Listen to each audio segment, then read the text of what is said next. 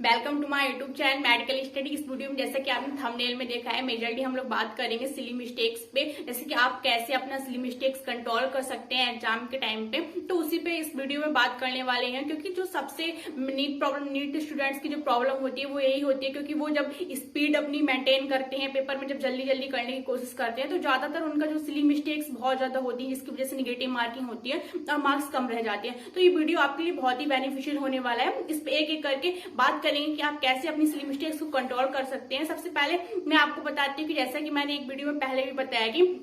अगर आपको अपनी सिली मिस्टेक्स कंट्रोल करनी है, मतलब आपको एक्यूरेसी रखनी है, तो आपकी सबसे पहले तो आपके लिए सबसे इंपॉर्टेंट है कि आप जब भी रूम पे प्रैक्टिस करते हो, प्रैक्टिस तो सभी करते हैं बट सही तरीके से प्रैक्टिस करना बहुत इंपॉर्टेंट है। क्योंकि आप जब भी रूम पे प्रैक्टिस करते हो तो आपके ऊपर कोई भी मतलब प्रेशर नहीं होता है किसी भी टाइम का कि आप मतलब 1 मिनट में, आप 2 मिनट में एक क्वेश्चन भी कर रहे हो, 5 मिनट में कभी कभी फिजिक्स का एक क्वेश्चन भी कर रहे हो, और अगर आपको कोई भी क्वेश्चन आ नहीं रहा है तो आप उसे सोच रहे हो बैठ के। तो इस तरीके से जो आपका टाइम मैनेजमेंट होता है वो रूम पे उतना नहीं होता है। तो रूम पे आपको कोई भी आपके ऊपर प्रेशर नहीं होता, जिसकी वजह से आपकी जो स्पीड होती है वो नॉर्मल रहती है। और वही जब एग्जाम के टाइम पे आप अपनी स्पीड बढ़ाने की कोशिश कर रहे हो, बार बार टाइम देखते हो कि अब टाइम तो निकलता जा रहा है, तो मतलब उसकी वजह से आपने जब स्पीड बढ़ाते हो तो फिर वो मतलब घबराहट में आके जो है ना आपका फिर सिली मिस्टेक्स ज्यादा हो जाती है। फिर आपका फिजिक्स में 3 into 3 6 करते हो, 3 into 3 बजाय 9 के, और बायो में भी बहुत ज्यादा सिली मिस्टेक्स होती है। तो इस तरीके की सिली मिस्टेक्स कंट्रोल करने के लिए सबसे पहले तो यही इंपॉर्टेंट चीज है कि आप रूम पे जब भी प्रैक्टिस करें तो टाइमर लगा के करें।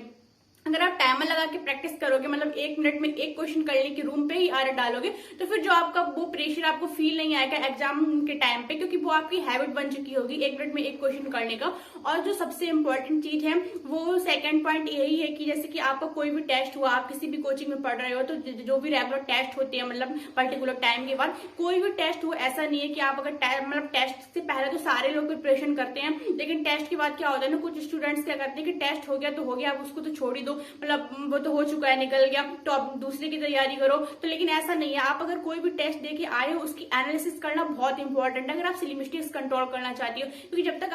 आप पेपर की एनालिसिस नहीं करोगे, आपने पेपर दिया या नहीं दिया कोई फर्क ही नहीं पड़ता है। क्योंकि पेपर होते ही इसलिए, जो आपके टेस्ट कराए जाते हैं वो इसीलिए होते हैं कि आप मतलब जितनी भी आप मिस्टेक्स कर सकते हो वो इन पेपर में कर लो, जिससे कि आप जो मेन एग्जाम है आपका, जो नीट का एग्जाम जब आप देने जाओ, तो वहां तक आप कोई भी मिस्टेक्स ना करो। जो भी मिस्टेक्स होंगी वो आपकी सारी टेस्ट में हो जाएंगे, आप उनकी प्रॉपर एनालिसिस कर लोगे कि ये मिस्टेक्स हैं, आप उनको बार बार रिपीट नहीं करोगे। तो इस तरीके से आपकी मिस्टेक्स बहुत ज्यादा करना कम हो जाएंगे, जिसकी वजह से आप जो नीट का मेन एग्जाम होगा वहां तक जाके आप बिल्कुल अपनी सिली मिस्टेक्स को करना नील कर सकते हो। तो यही होता है, जैसे कि आपका कोई भी अगर मान लो फर्स्ट टेस्ट हुआ, तो फर्स्ट टेस्ट होने के बाद अगर आपका मतलब आया है वो टेस्ट, तो सबसे पहले आप रूम पे आके अपना टेस्ट हुआ है तो आंसर शीट तो आ ही जाती है, तो आंसर शीट से देख के मतलब उसका अगर कोई भी क्वेश्चन आपका, ऐसे क्वेश्चन जो भी मतलब, क्योंकि हर एक जगह किसी भी कोचिंग में आप पढ़ते हो, मतलब ऐसा पूरा एनालिसिस आ जाता है किसी भी ऐप, जैसे कि मैं एलन में पढ़ती थी तो एलन सीसेट था, तो उसमें मतलब पूरा ब्रीफ आ जाता उसका कि आपका कितना निगेटिव मार्किंग है, कौन कौन से क्वेश्चन आपके निगेटिव गए हैं और कौन कौन से क्वेश्चन आपने छोड़े थे, तो वो पूरा उसका एनालिसिस आता है। तो आप उसका पूरा एनालिसिस करिए कि मतलब कौन कौन से क्वेश्चन निगेटिव गए हैं, तो उनको ये देखिए आपने कि उसमें आपने क्या गलती करी है, तो आप उन गलतियों को समझे कि आपने कभी कभी ऐसा होता है ना कि बायो में बहुत ज्यादा सिली मिस्टेक्स हो जाती हैं, आप कभी इस नोट पढ़ना भूल जाती है, या फिर कभी आप थोड़ा सा भी अगर आपने पॉइंट नहीं देखा तो आपसे क्वेश्चंस गलत हो जाते हैं। तो इस तरीके की मिस्टेक्स करने के लिए आप पेपर की एनालिसिस जरूर करें। फिजिक्स में आपने कौन से क्वेश्चन छोड़े थे पेपर में, कौन से क्वेश्चन आपके निगेटिव गए हैं, तो उन क्वेश्चंस की प्रॉपर एनालिसिस करो, और मतलब ऐसा डिसाइड करो कि अब जो नेक्स्ट टेस्ट आएगा उस टेस्ट में वो मिस्टेक्स को आप दोबारा ना करो। इस तरीके से अगर आप हर एक टेस्ट की प्रॉपर एनालिसिस करोगे तो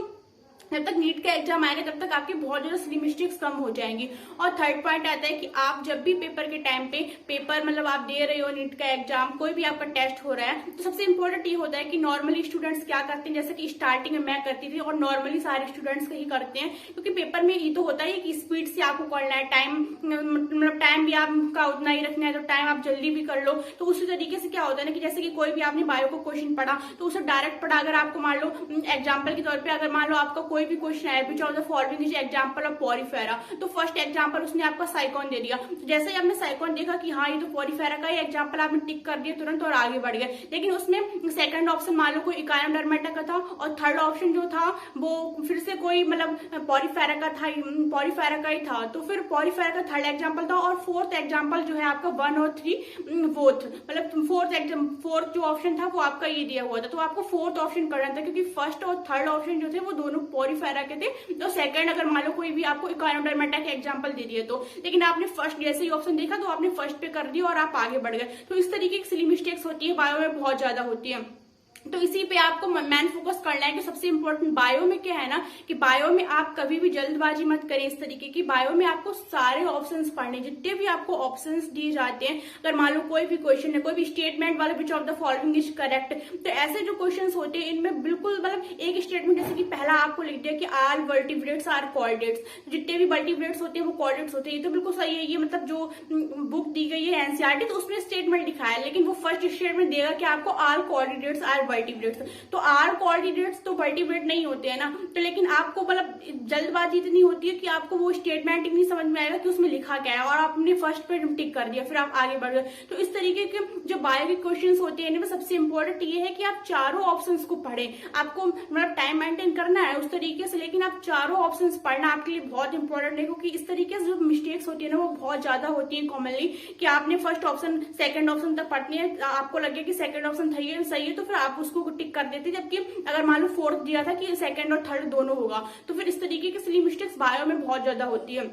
फिजिक्स में जो मेजरली मिस्टेक्स होती है वो क्या होती है कि जो भी अगर थोड़ा सा भी कैलकुलेटिव क्वेश्चन आ गया, तो कैलकुलेटिव क्वेश्चन में आप बहुत फास्ट करने के चक्कर में आप कैलकुलेशन बहुत गलत कर देते हो, मतलब कैलकुलेशन आप से बहुत ज्यादा मिस्टेक्स हो जाती हैं। तो इस तरीके से इसके लिए तो यही है, फिजिक्स में तो आप मतलब रूम पे टाइमर लगा के प्रैक्टिस करोगे तो वो आप उस तरीके से बहुत ज्यादा अपनी सिली मिस्टेक्स को कंट्रोल कर पाओगे। और बायो में आपको एनसीईआरटी ही, क्योंकि बहुत बार पढ़नी है आपको एनसीईआरटी कॉन्सेप्ट, मतलब बायो में समझना तो आपको है ही सही, लेकिन एनसीईआरटी आप जितनी बार पढ़ सके, क्योंकि फिजिक्स और केमिस्ट्री में क्वेश्चन प्रैक्टिस बहुत मायने रखता है कि आपने क्वेश्चन प्रैक्टिस क्या करें। उसी तरीके से बायो में क्वेश्चन प्रैक्टिस इतना ज्यादा इंपॉर्टेंट नहीं है जितना इंपॉर्टेंट एनसीईआरटी की रीडिंग बार बार है। मतलब एनसीईआरटी की आप जितने बार हो सके उतने बार पढ़ो, मतलब एनसीईआरटी का हर एक स्टेटमेंट आपके माइंड में एकदम क्लियर होना चाहिए, मतलब बिल्कुल आपके माइंड में इतनी बार आप एनसीईआरटी पढ़ लो कि एक एक स्टेटमेंट आपको बिल्कुल क्लियर हो जाए, तभी आप सिली मिस्टेक्स को कंट्रोल कर सकते हो बायो में। क्योंकि बायो में स्टेटमेंट्स वाइज जो क्वेश्चन आते हैं, जो स्टेटमेंट वाले क्वेश्चन होते हैं, तो थोड़ा सा भी वो घुमाता फिर आता है तो निगेटिव मार्किंग हो जाती है। तो इस तरीके के क्वेश्चंस करने के लिए आपको एनसीईआरटी बिल्कुल अपने टिप्स पे करनी पड़ेगी। और फिजिक्स में तो आप सिली मिस्टेक तभी कंट्रोल करोगे जब आपकी प्रैक्टिस बहुत जबरदस्त होगी, फिजिक्स में भी और फिजिकल केमिस्ट्री में भी। और ऑर्गेनिक और इनऑर्गेनिक केमिस्ट्री में भी आप मतलब नोट्स आपके लिए ज्यादा इंपॉर्टेंट होते हैं, आप नोट्स को अच्छी तरीके से करो। तो इस तरीके से जो है ना आप अपनी स्लीप मिस्टेक्स को कंट्रोल कर सकते हो। रूम पे फर्स्ट है आपको टाइमर लगा के अपनी प्रैक्टिस करनी है, और सेकंड एग्जाम के टाइम पे आपको बायो में चारों ऑप्शंस पढ़ के ही आपको कोई भी एग्जाम मतलब कोई भी ऑप्शन पे टिक करना है। तो स्लीप मिस्टेक्स आप इस तरीके से बहुत ज्यादा कंट्रोल करोगे। और पेपर की रेगुलर एनालिसिस करो, जो भी आपका टेस्ट होता है हर एक टेस्ट को अटेम्प्ट करो और हर एक टेस्ट की एनालिसिस करो, मतलब क्योंकि अगर आपने टेस्ट कोई भी दिया और टेस्ट की आपने एनालिसिस नहीं करी तो कोई आपका मतलब ही नहीं है कि आपने टेस्ट दिया या फिर नहीं दिया। मतलब टेस्ट को की एनालिसिस करना बहुत इंपॉर्टेंट है। तो इस तरीके से आपको टेस्ट की एनालिसिस जरूर करनी है। अगर मेरा वीडियो अच्छा लगा है तो प्लीज मेरी वीडियो को लाइक कर दीजिएगा और मेरे चैनल को सब्सक्राइब कर लीजिएगा। इस तरीके की वीडियो देखने के लिए मेरे चैनल को सब्सक्राइब जरूर करके रखें। थैंक